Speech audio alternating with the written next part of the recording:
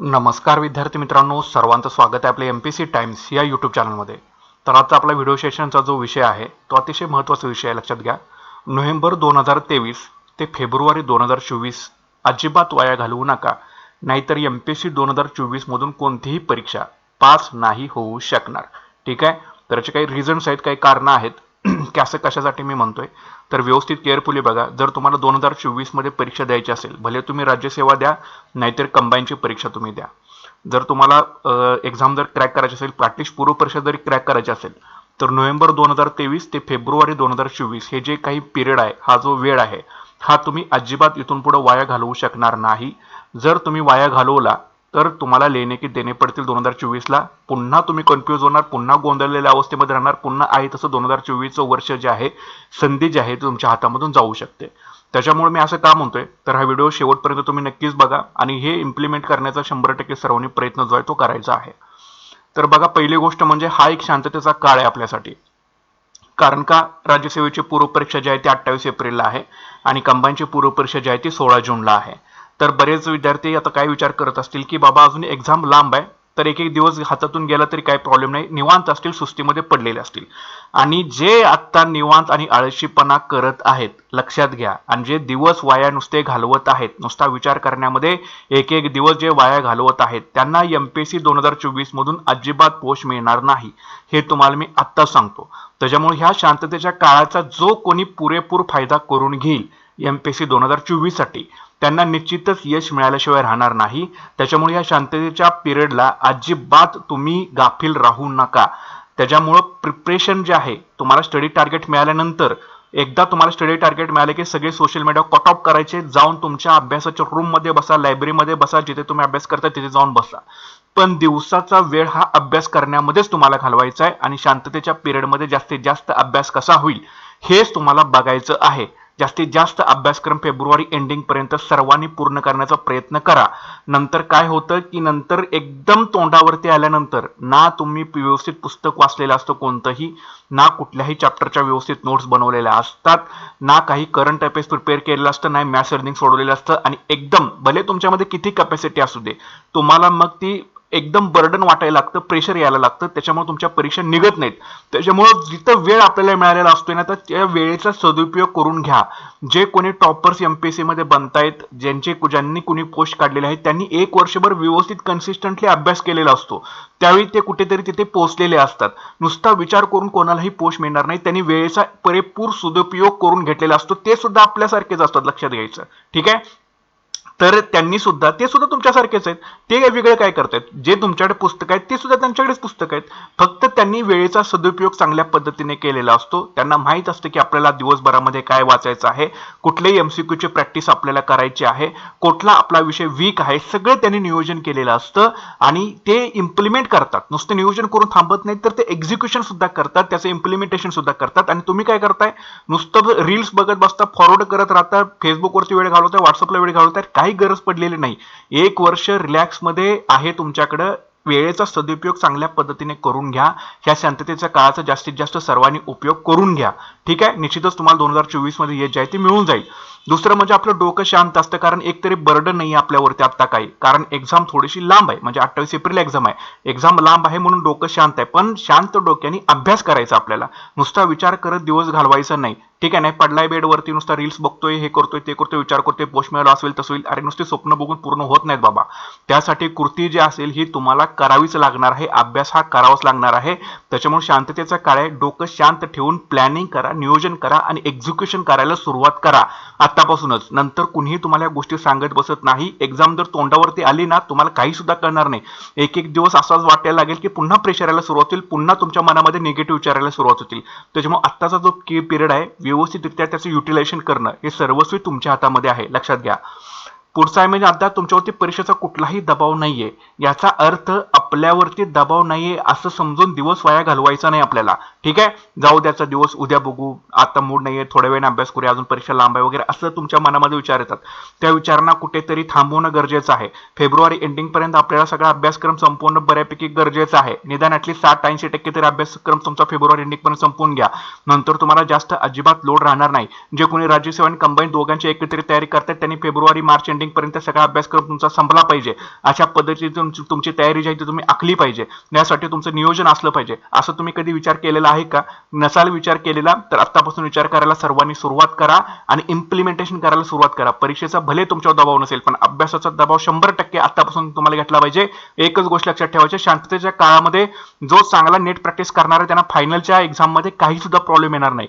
हे तुम्हाला मी आत्ता सांगतो. त्यामुळे व्यवस्थितरित्या परीक्षेचा अभ्यासक्रम, परीक्षेचे एमसीक्यूचे झालेले पेपर्स, अनालिसिस, चॅप्टरचे अनालिसिस, चॅप्टरमधले महत्त्वाचे मुद्दे कुठले आहेत हे सगळं करून एक्झिक्युशन करणं गरजेचं आहे, लक्षात घ्यायचं आहे. ठीक आहे, त्याच्यामुळं व्यवस्थितरित्या हा वेळ जो आहे महत्त्वाचा वेळ आहे, अतिशय महत्त्वाचा वेळ आहे. त्याच्यामुळे मी या लवकर व्हिडिओ बनवतोय.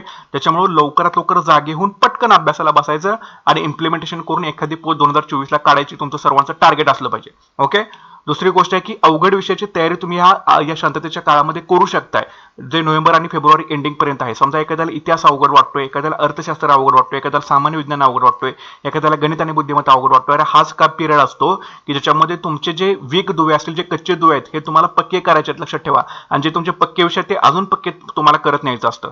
त्याच्यामुळे हे सगळी चाचपणी करण्याला हा तुम्हाला शांततेचा पिरियड असतो. याच्यामध्ये जर तुम्ही फसला ना कुठेतरी तर पुढच्या सगळ्या लाईनअप तुमच्या बिघडून जाऊ शकतात. त्याच्यामुळे आत्तापासून गाफील राहू नका कोणीही. अवघड विषयाची तयारी आत्ताच करून घ्यायची आहे. ज्यावेळी तुम्ही फ्रेश असता त्यावेळी जे तुमचे कच्चे दुवे आहेत त्यांना पक्के करा आणि जे सोपे वाटतं त्यांना अजून सोपं करण्याचा 100% सर्वांनी प्रयत्न करायचा इथून पुढे. ठीक आहे, किती तास अभ्यास करू शकतो याची सुद्धा पडताळणी तुम्ही करू शकता. आपण दिवसभरामध्ये एकदा नियोजन बनवलं की मला 6 तास अभ्यास करायचा आहे, मला 6 तास अभ्यास मी करतोय का रेग्युलरली, हे सुद्धा तुम्ही रात्री झोपताना एकदा तुमच्या स्वतःच्या मनाला विचारा. किती तास अभ्यास करू शकतो याची सुद्धा पडताळणी करू शकता. नाहीतर 1 तास बसलाय पुन्हा 10 तास बाहेर फिरून आलाय, ह्याला काही सुद्धा अर्थ उरणार नाही इथून पुढे. 1 वर्ष तुम्हाला द्यायचं आहे. एका वर्षामध्ये तुमच्या पोस्ट ज्या असतील त्या सगळ्या तुमच्या निघून गेल्या पाहिजेत. ठीक आहे, 2025च्या सुरुवातीला तुमच्या हातामध्ये एखादी तरी पोस्ट तुमच्याकडे पाहिजे. याचा विचार करूनच तुम्हाला आता तुम्ही ठरवायचं आहे तुम्हाला 1 वर्ष द्यायचे की पुढे पंढरीच्या वारीसारख्या लागलेल्या वाऱ्या तुम्हाला करत बसायचं आहे कंटिन्युअसली. हे सर्वस्वी तुम्ही ठरवायचं आहे. किती तास अभ्यास करायचा, काय करायचं हे तुम्ही आत्ताच पडताळणी करू शकता. तुम्हाला अजून अभ्यास वाढवण्याची गरज आहे का, किंवा वाचलेल्या किती गोष्टी तुमच्यामध्ये लक्षात राहत आहेत, तुम्ही किती वेळ उजळणी करता, किती दिवसभरामध्ये एमसीक्यूची प्रॅक्टिस करता, दररोज किती तुम्ही एमसीक्यू प्रश्न सोडवता, 25 प्रश्न सोडवता, 30 प्रश्न सोडवता का 40 प्रश्न सोडवता, हे सुद्धा कुठेतरी तुम्हाला अवलोकन करण्यासाठी आत्ताचा पिरियड आहे तुमच्याकडे शांततेचा. याचं तुम्ही पुरेपूर कुठेतरी युटिलायझेशन करून घेतलं पाहिजे. झालेल्या चुका सुधारू शकता. भले तुम्ही 4-5 वर्ष झाले प्रिलिम देताय पण प्रिलिम निघत नाही, काय तुम्ही मिस्टेक केलेले ते एका पेजवरती लिहून काढा शांत डोक्याने. ह्या माझ्या मिस्टेक झालेल्या आहेत, मला ह्या इथून पुढे करायच्या आहेत. सगळ्यांना सगळ्या गोष्टी माहीत असतात, फक्त एक्झिक्युशन कुठेतरी राहतं. इम्प्लिमेंटेशन करण्यामध्ये कुठेतरी तुम्ही मागे पडता.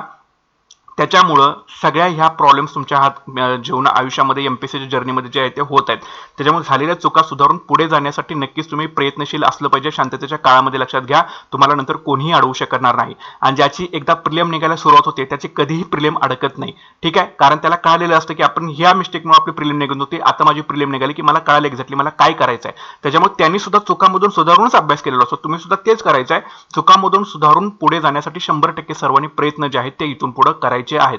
ठीक आहे, त्याच्यामुळं झालेल्या चुका सुधारा. अभ्यासाचं नियोजन कितपत पूर्ण होईल याचा तुम्हाला एक अंदाज येऊ शकतो की मी आज दिवसभरामध्ये जे काही नियोजन ठरवलेलं आहे त्याचा माझा पूर्णपणे अभ्यास होतोय का, याचा तुम्हाला पूर्णपणे अंदाज जो आहे हा येऊ शकतो. ठीक आहे, अभ्यासाचं नियोजन कितपत केले हे तुम्हाला पूर्णपणे अंदाज येऊ शकतो की मला अजून थोडासा वेळ लागतोय. मग शांततेचा जो पिरियड आहे तो याच्यासाठीच असतो की भले आज तुमचा 1 दिवसाचा अभ्यासक्रम तुम्ही आज ठरवलेला पूर्ण होत नाही ना, तर दुसऱ्या दिवशी तो करून 100% पूर्ण करण्याचा तुम्ही प्रयत्न करू शकतो. मग इथं तुमच्याकडे 1 दिवस बफर राहू शकतो. पण जशी एक्झाम तुमच्या तोंडावरती येईल, परीक्षा 50-60 दिवसावरती येईल, 80 दिवसावरती येईल, तसे पूर्णपणे नियोजन तुमचं प्लॅन फसून जातो. त्याच्यामुळे आत्तापासून जो तुमच्याकडे वेळ आहे याचं व्यवस्थित युटिलायझेशन करा. निश्चितच तुम्हाला 2024 मध्ये यश जे आहे ते मिळाल्याशिवाय राहणार नाही. पुढची गोष्ट आहे की प्रश्न उत्तराच्या माध्यमातून आपली तयारी जी आहे ती तपासू शकता. एखाद्याला निबंधासारखं वाचायला जमत नाही तर त्यांनी पहिल्यांदा चॅप्टर व्यवस्थित वाचून घ्यायचे, त्याच्यावरचे तुम्ही 1 लाइनर प्रश्न तुम्ही स्वतः बनवा. तुमच्या ती कन्सेप्ट, आपलं टार्गेट काय ते कन्सेप्ट लक्षात ठेवणं, भले ते प्रश्न उत्तराच्या माध्यमातून ठेवा किंवा शॉर्ट नोटच्या माध्यमातून ठेवा, पण ती कन्सेप्ट लक्षात ठेवणं आपल्या गरजेचं आहे. यासाठी तुम्ही कुठल्याही ट्रिक्स तिथे आता लावून बघू शकता की बाबा मला ही योग्य वाटते, ही ट्रिक मला सूट होते. अशा प्रकारच्या ट्रिक्स लावून तुम्ही तुमचा अभ्यासक्रम जो आहे तो संपवू शकता प्रॉपरली. यासाठी तुम्ही एमपीएससीच्या झालेल्या प्रश्नपत्रिकांचा आधार सुद्धा घेऊ शकता. ठीक आहे, आयोगाने भरपूर प्रश्न ऑलरेडी विचारलेले आहेत, त्याचा तुम्ही आधार घ्या. कशा प्रकारे आयोग त्या चॅप्टरवरती प्रश्न विचारतं, त्या माध्यमातून मी माझी तयारी कशी करू शकतो, या सगळ्या गोष्टी कुठेतरी आजमावून तुम्हाला एक शांततेच्या पिरियडमध्ये व्यवस्थित अभ्यास करून तुम्हाला तुमची क्षमता जी आहे हे तपासून बघता येऊ शकते. त्याच्यामुळे सांगितलेल्या गोष्टीचा कुठेतरी तुम्ही नक्कीच विचार करावा. गणित आणि बुद्धिमत्ता आपल्याला कितपत जमते याची खात्री करून घेऊ शकता. बऱ्याच विद्यार्थ्यांचं गणित आणि बुद्धिमत्ता वीक असतं आणि ह्या गणित आणि बुद्धिमत्ताशिवाय ना तुमच्या राज्यसेवेचा सीझरचा पेपर तुमचा क्वालिफाईंग होऊ शकेल, किंवा जर तुम्हाला कंबाईनची तर कुठलीही एक्झाम, आता पूर्व परीक्षेला 20 मार्क जवळपास विचारतात, 20 क्वेश्चन्स विचारतात पूर्व परीक्षेला, आणि मुख्य परीक्षेला सुद्धा जवळपास 22 ते 23 प्रश्न यावेळी मुख्य परीक्षेला आलेले होते. म्हणजे जवळपास वेटेज तर गणित बुद्धिमत्ताला फार गेलेलं आहे. त्याच्यामुळे ह्या गणित आणि बुद्धिमत्ताशिवाय तुमची कुठलीही एक्झाम जी आहे ही निघू शकणार नाही, आणि याला तुम्ही ऑप्शनला सुद्धा टाकू शकणार नाही इथून पुढे. त्याच्यामुळे गणित आणि बुद्धिमत्ताची सुद्धा तयारी जी आहे ती तुम्हाला करून घेता यायला पाहिजे. आणि जर तुम्हाला याची भीती वाटत असेल तर आतापासून याची प्रॅक्टिस करायला सुरुवात करा. ह्या शांततेच्या पिरियडमध्ये तुम्हाला याची प्रॅक्टिस करायची आहे. नाही गेल्या लायब्ररीमध्ये घेतलं इतिहासाचं पुस्तक वाचत बसला दिवसभर, पुढच्या दिवशी पण तेच करताय, काही अर्थ उरत नाहीये. त्या गोष्टींना व्यवस्थितरित्या नियोजनबद्ध अभ्यास केला 2024 मध्ये नक्कीच तुम्हाला एखादी तरी पोस्ट जी आहे ती 100% मिळून जाईल. ठीक आहे, त्याच्यामुळे या गोष्टी शांततेच्या पिरियडमध्येच या गोष्टी सगळ्या करायच्या असतात. नंतर तुम्हाला अजिबात त्याच्यासाठी वेळ मिळणार नाही. महत्त्वाच्या चॅप्टरच्या नोट्स बनवू शकता.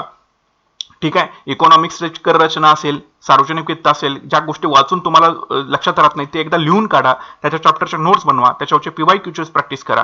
हे सगळं आत्ताच करावं लागेल. हे नंतर तुम्हाला करून नाही उपयोग होणार, कारण त्यावेळी नंतर टाइम इतक्या पटपट निघत जातो की तुम्ही नुसतं विचार करतच राहता. आता जसा विचार करत बसला शांतपणे, तसं नंतर सुद्धा तेच होणार आहे. त्याच्यामुळे एक्झिक्युशन करणं फार गरजेचं आहे, लक्षात ठेवा.